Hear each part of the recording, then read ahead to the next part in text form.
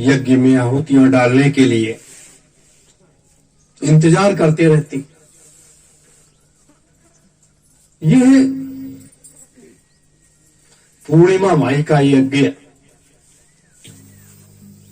यह जब किसी तपस्थली पर होने लगता है तो इसके कई अर्थ लोग निकालते हैं। जो पूर्ण संत होते हैं वो ये निकालते हैं कि कोई सिद्धात्मा वो शक्ति को प्राप्त करने के लिए इस यज्ञ को कर रही है। तांत्रिक लोग ये निकालते हैं कि जब आप इस यज्ञ में आहुतियां डालते तो बहुत से लोगों के तंत्र विद्याओं में उनकी विद्याएं कटने लगती हैं और जो ऐसे महात्मा होते हैं उनके सिंहासन हिलने लगते हैं, क्योंकि ये साधारण सी चीज नहीं है। अभी तो ये देखने में साधारण सी लगती है,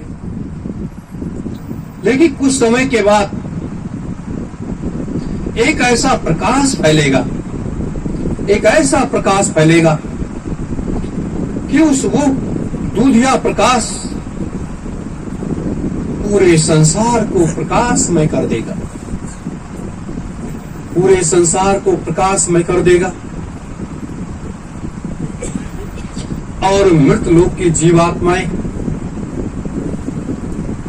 वो प्रकाशित और सारगार्वित हो जाएंगी। जैसे आप सब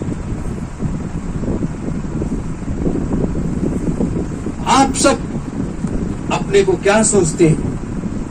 यही तो सोचते होंगे कि घर परिवार से समय लेकर के और सतयुग तीर्थ की पावन धारा पर हम लोग गए और ये सब करके आए। लेकिन इसमें एक ऐसा राज छुपा हुआ है जिस राज को आप नहीं जानते। जब आप उसे जानोगे तब आपके समझ में बहुत सी चीजें आने लगेंगी। मेरे धर्म प्रेमी गुरु भाई बहनों,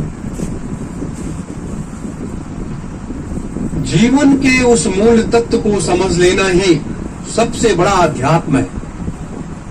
जीवन के मूल तत्व क्या है? ये हमारे सांसों की पूंजी है। अगर इस श्वासों की पूंजी को समझ जाओगे तो ये सबसे बड़ा अध्यात्म है। और इस अध्यात्म की एक कड़ी को पकड़ लोगे, इस अध्यात्म की एक कड़ी को अगर पकड़ लोगे तो इस आवागमन से मुक्ति मिल जाएगी। आवागमन क्या है? हमारे महात्माओं ने, अपने गुरुओं ने भी बताया कि आप जब मां के गर्भ में जाते हो तो मल और मूत्र में 9 महीने उल्टे लटके रहते हो और 24 घंटे आपकी जीवात्मा उसमें भजन करती है और परमात्मा को दर्शन करती है और याद करती है।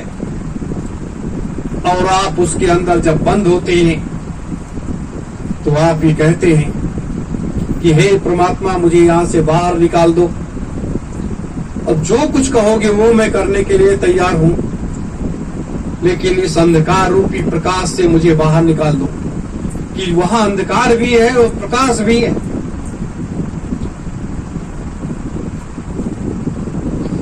लेकिन उस जीवात्मा को ये नहीं मालूम होता है कि जब हम बाहर जाएंगे तो हमारी माँ भी होगी, हमारे पिता भी होंगे, और जैसे जैसे हम बड़े होंगे वैसे वैसे एक नया सत्मार्ग मिलने लगेगा, एक रास्ता मिलने लगेगा और वो उस परमात्मा को भूल जाता है।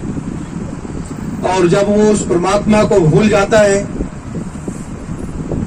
तो संसार रूपी माया का जो एक संसार है जिसमें हम आप सब लोग बैठे हुए हैं, ये माया का संसार है।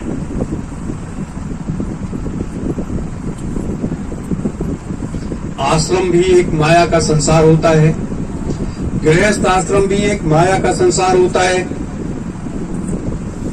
गुफाओं में बैठना, जंगलों में बैठना, ये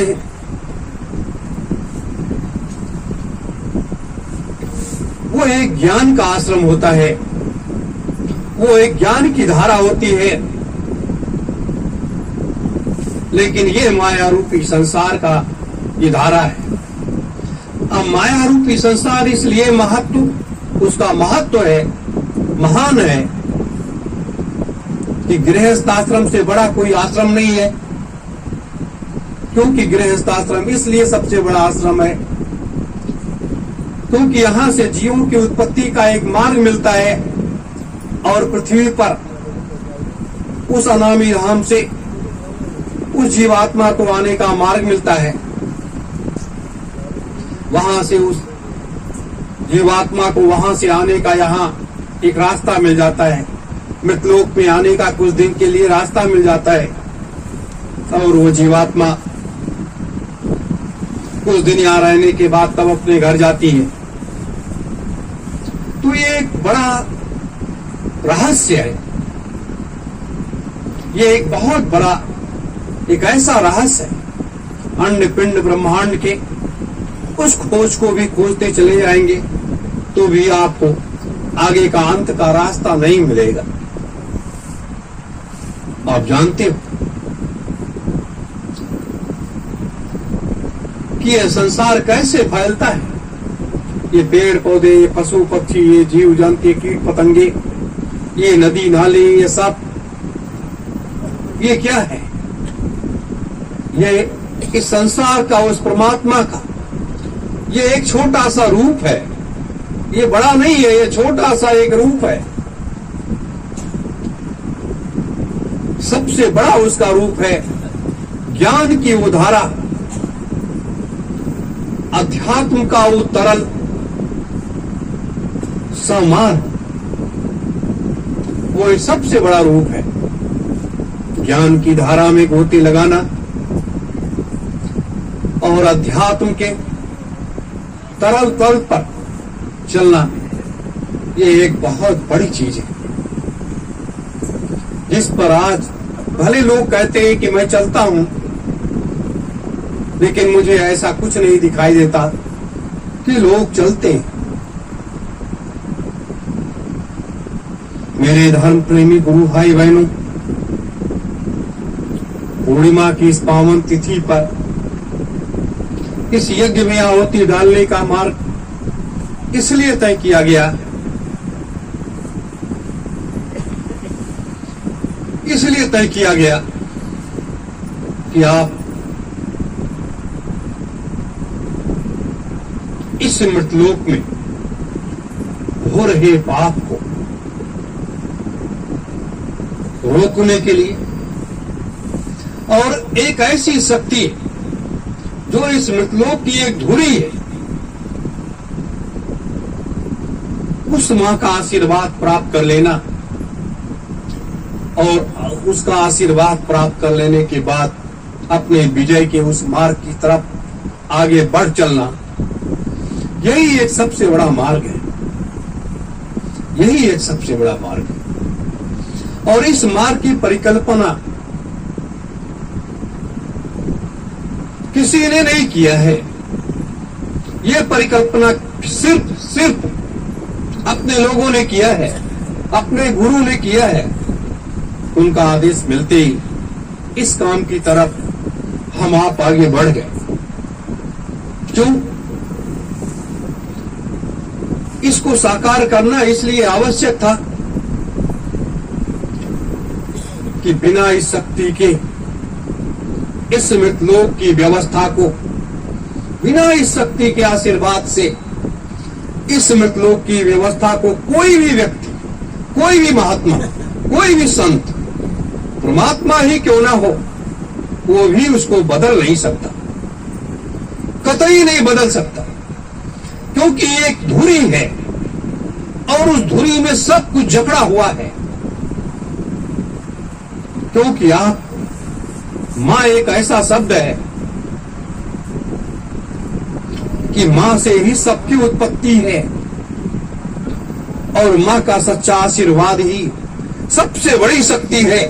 वहां गुरु की भी शक्ति फेल हो जाती है, भगवान की भी शक्ति फेल हो जाती है, क्योंकि मां भी गुरु से, मां के गर्भ से भी गुरु भी पैदा होता है।